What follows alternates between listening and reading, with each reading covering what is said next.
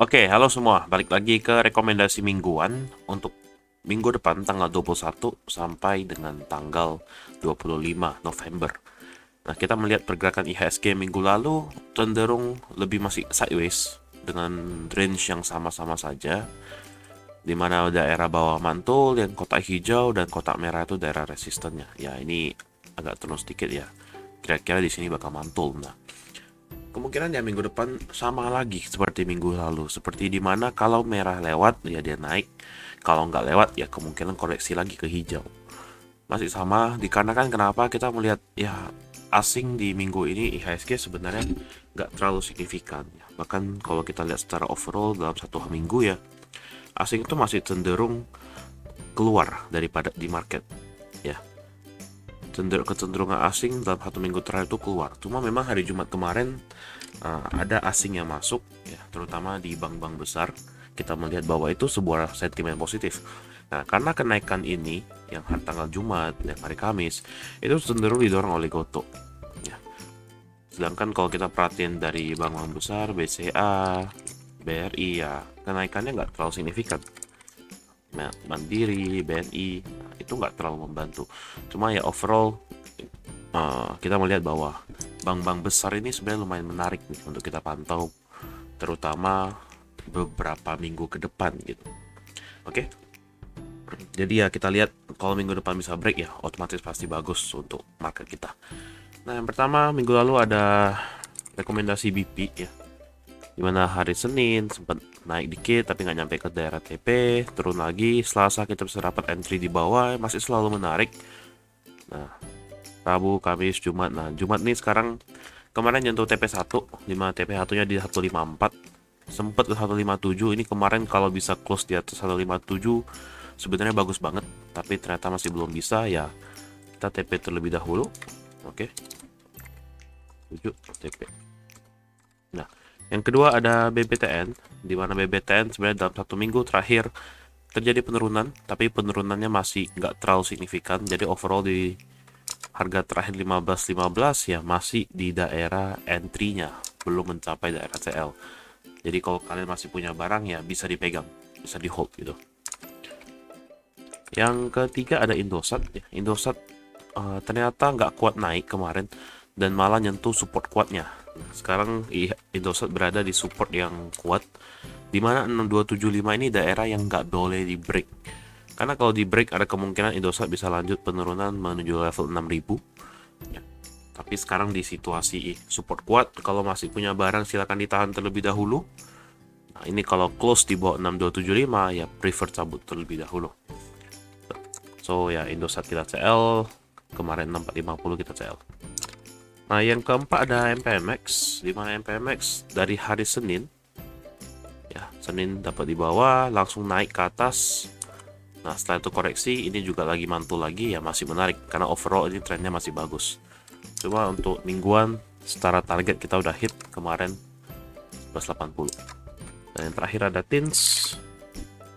Nah, ini sama juga agak mirip sama Indosat, di mana ini kemarin sebenarnya break, tapi ternyata malah kena false break. Kita melihat harga timah koreksi, harga nikel koreksi juga. Jadi ya kecenderungannya ini sekarang koreksi.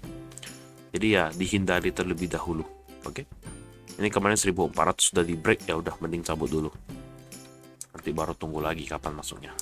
Oke, jadi di Tins kita 1390 kita CL. Ya, overall kita lihat secara mingguan. Ya, overall kita plus 0,66% di tengah IHSG yang sedang koreksi atau sedang sideways. Oke, untuk minggu depan ada 5 saham lagi. Yang pertama ada Bevin. Ya, Bevin ini menarik karena Bevin kemarin break resistennya ya di daerah 1130. Dimana kita melihat ini resisten kecil ya. Dalam jangka pendek ini ada sebuah resisten dan akhirnya sudah di break. Nah, ada potensi untuk melanjutkan kenaikan dengan kita lihat, coba kita lihat entry point-nya.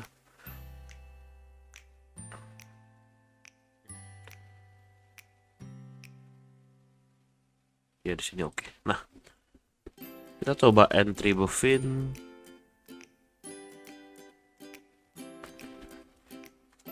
11.20 sampai dengan 11.45.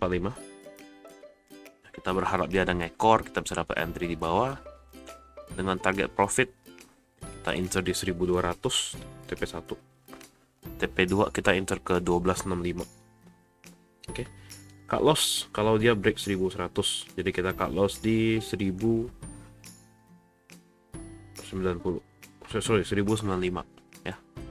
Kita TL di 1095. Masih bisa. Oke.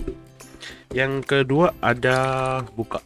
Nah, Bukalapak sendiri kalau kalian perhatiin sebenarnya 1 minggu kemarin sideways, tapi ini sideways yang lumayan menarik. Ya, kecenderungannya menarik. Kenapa? Kalau kita lihat dalam jangka kecil ya.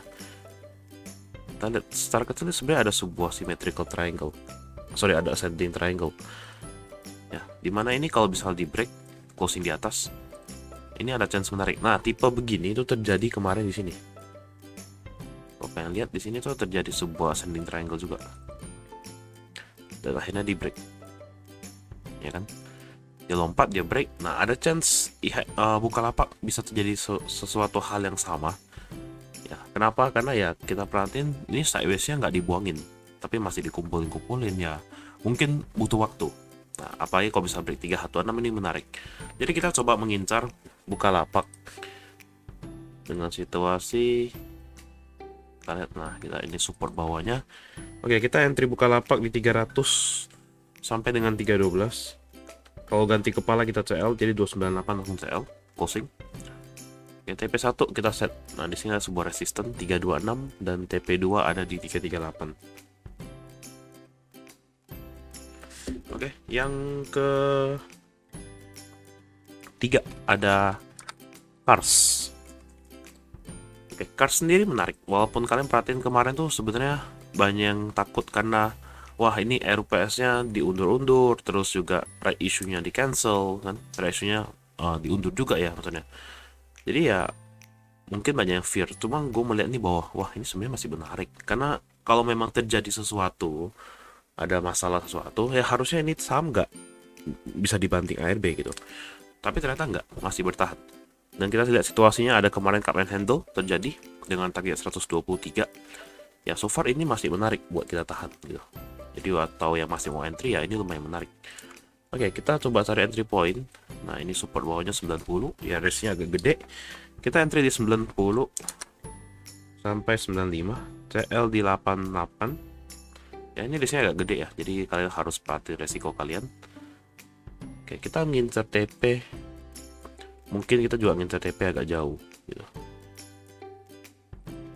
Sini boleh. 10%. Ini ada satu gap ya. Mesti tutup terlebih dahulu, tapi oke udah ditutup. 99 TP1 ya sebagai gap yang perlu tutup. Nah, ini 99-nya kalau lewat mestinya bisa menarik nutup ke gap kedua 106. Nah, jadi kalau pegang Cars ya cenderung kalian harus agak sabar.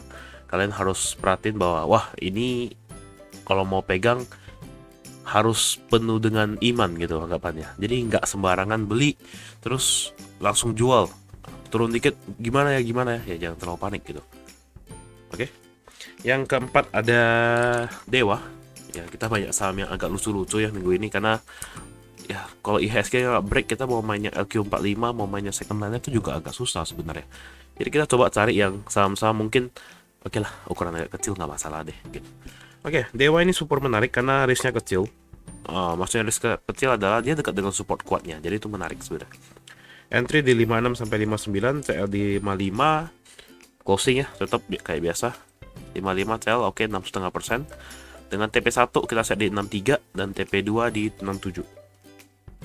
Dewa overall gue melihat chartnya itu lumayan nurut sama technical. Jadi ya mumpung di bawah, tampung di bawah itu menarik. Oke. Yang keempat, yang terakhir ada HATM. Oke, kenapa HATM? Karena HATM tuh sebenarnya saham yang baru IPO gini. 26 Juli baru IPO, dan dimana ini kita melihat bahwa HATM ini tipe yang agak santai mainnya gitu. Kita lihat overall trennya juga masih naik, masih bagus. Ya, tren masih bagus ya. Kita mumpung dekat garis trendline ya boleh kita spekulasi untuk buy. Ya, kita coba cari daerah supportnya.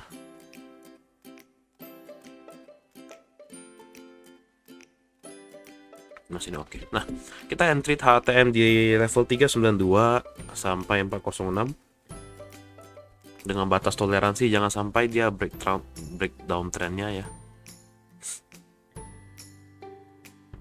Oke, masih bisa. Nah, kita jaga agak bawah deh. Kita jaga di 382. Jaga di 382, jaga agak bawah dengan situasi jangan sampai dia break yang hitam ini, garis hitam ini. Oke, otomatis kita juga perlu mencari reward yang menarik di mana ini sebuah daerah resist ya. Kita lihat daerah sini. Ini tuh daerah resisten. Biasa dibuangin di sini. Kita coba insert TP di 426 dan juga TP2 di 434. Karena 434 tuh daerah resisten juga nih, 434. Oke. Jadi gitu aja buat minggu depan. Dan ya kalau tipe-tipe begini ya, tipe-tipe IPO begini ya, yang calon-calon kalau kita lihat ya ini disclaimer aja ya. Jadi kalau yang bukan nasabah, kalian baru lihat ya mau kejar, mau masuk, mungkin agak was-was gitu. Agak ya jaga resikonya lah yang penting. Nah, Omet ini menarik, tipenya seperti itu. Beli. Ini juga IPO-nya kita masuk dari bawah nih, kita masuk dari 450-an. Sampai sekarang kita tahan ya ada sekitar 9% lebih ya. Ya ini juga menarik. Dan juga terakhir ya satu lagi nggak usah disebut lah. Soalnya agak tipis. Oke. So ya gitu aja untuk minggu depan. Semoga memberikan cuan yang lumayan. Dan juga announcement aja untuk nasabah. Ya kita mulai Senin ada live trade ya. Setiap hari ya. Nah cuma itu juga tergantung sama situasi market, situasi misalnya gue ada kerjaan harus keluar, gue nggak bisa di kantor atau nggak bisa di rumah, ya itu mungkin kita undur atau kita tunda gitu atau kita cancel ya. Oke, begitu aja untuk minggu depan. Terima kasih.